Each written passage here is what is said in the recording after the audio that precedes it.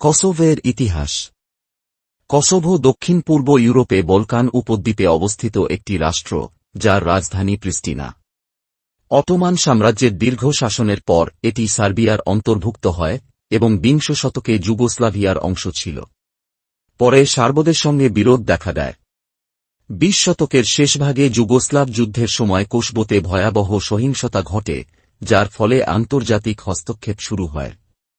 অবশেষে জাতিসংঘের তত্ত্বাবধানে স্বশাসনের পথে অগ্রসর হয়ে ২০০৮ খ্রিস্টাব্দে কসোভো স্বাধীনতা ঘোষণা করে।